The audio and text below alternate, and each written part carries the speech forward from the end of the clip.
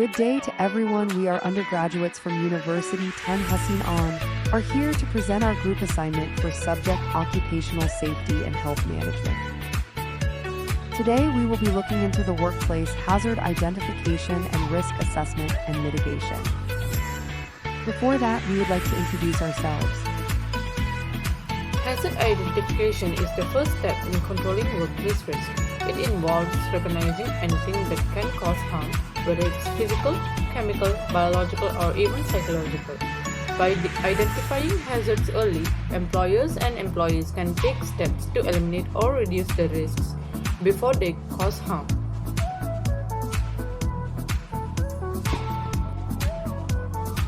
Hazards can come in many forms. Physical hazards are often the most visible, like loud machinery or hot surface. Chemical hazards can be invisible but just as dangerous. Ergonomics matter too. Bad posture or repetitive work can lead to long-term injuries. And don't forget the psychological hazards like stress and bullying, which are often overlooked but very real.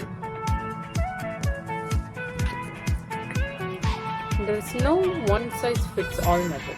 Inspections and audits give a broad view of safety issues, while job hazard analysis breaks down specific tasks to find hidden risks.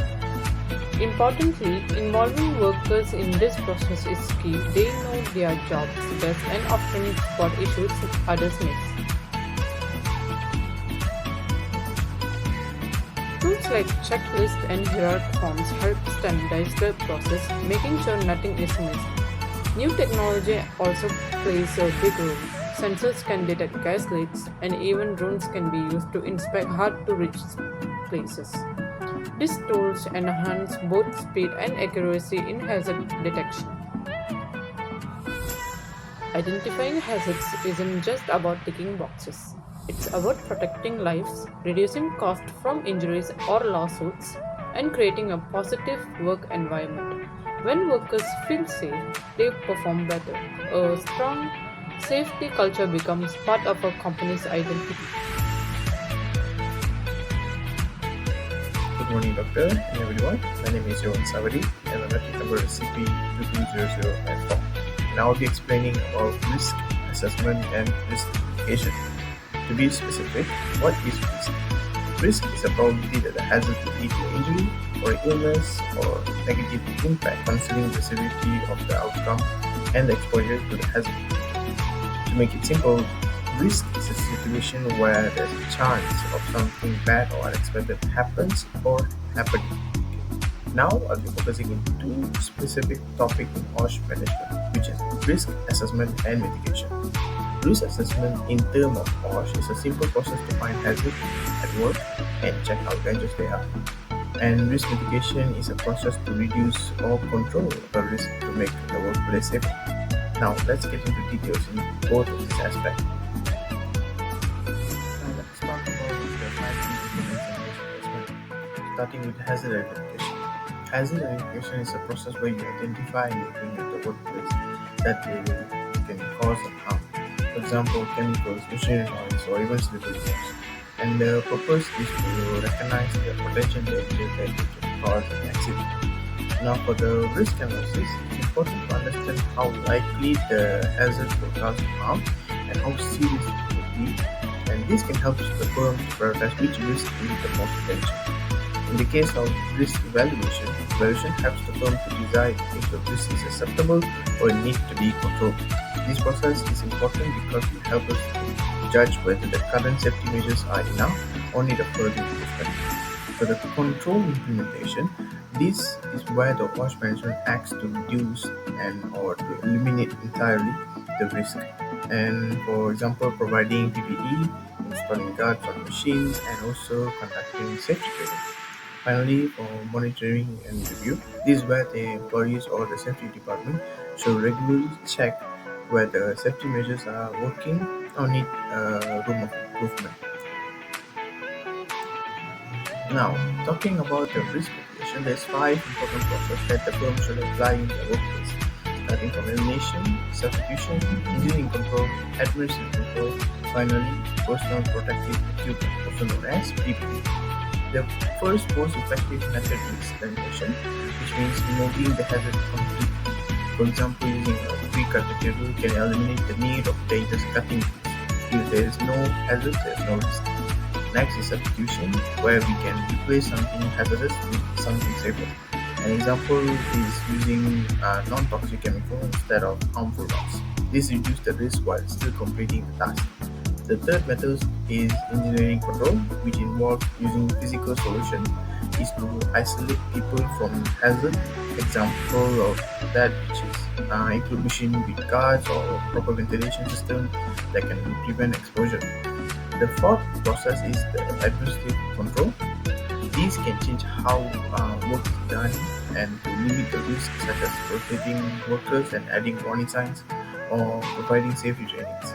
These don't remove the hazard but still help to manage the exposure.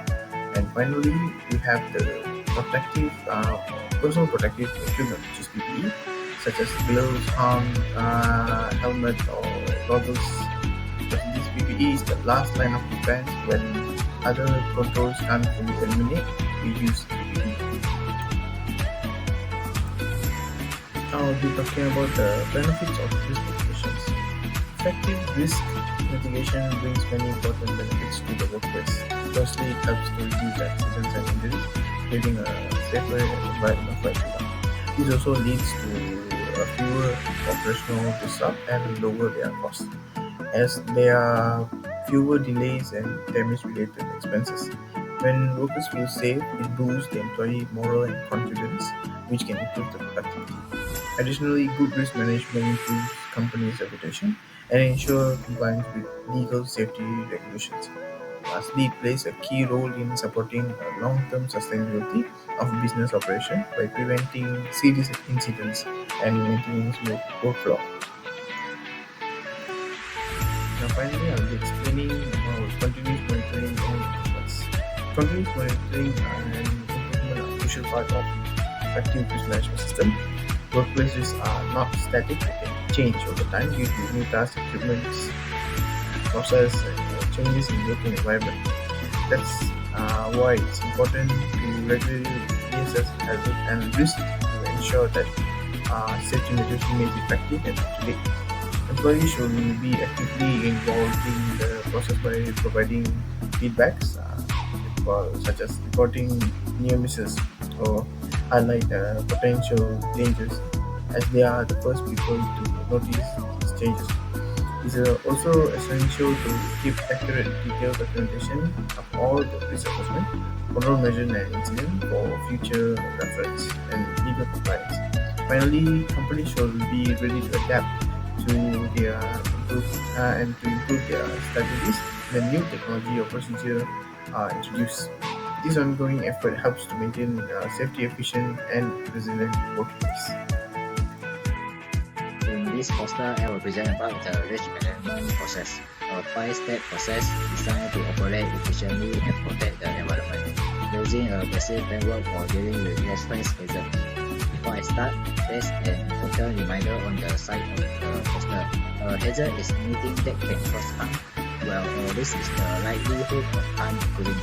This decision is critical to acting smart decisions. The first step is identifying hazard. This involves proactively identifying physical, chemical, biological, and environmental risks in the workplace. For example, chemicals such as tools, checklists, and team input can help us focus on high-risk areas. Next, the second step is assessing risk. When a hazard is discovered, we analyze its likelihood of occurrence and the severity of the consequences. For example, using a risk metric can help us prioritize issues starting with the most critical ones. Next, the third step is control and mitigate. Here we apply a hierarchy of controls, from eliminating the hazard completely to using personal protective equipment as a last resort.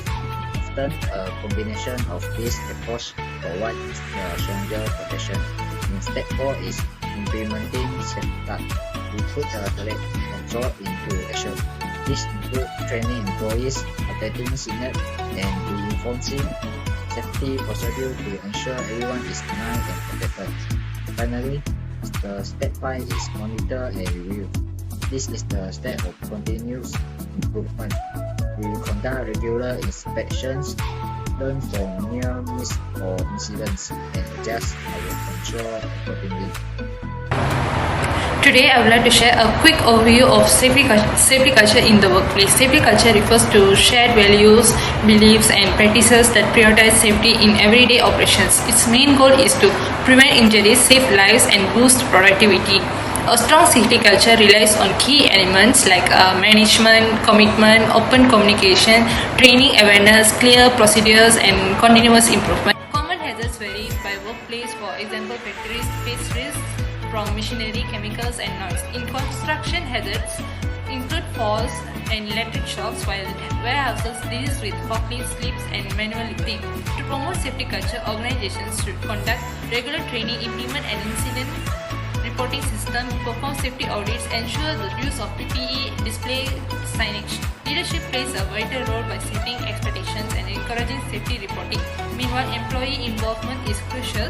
Workers should speak up about hazards and suggest improvement. We can measure safety culture through incident rates, safety surveys, and observation reports. However, challenges like resistance to change and poor communication can hinder progress. The benefits of a strong safety culture are clear: fewer accidents, lower costs, higher morale, and better efficiency. So let's remember, everyone is responsible for safety.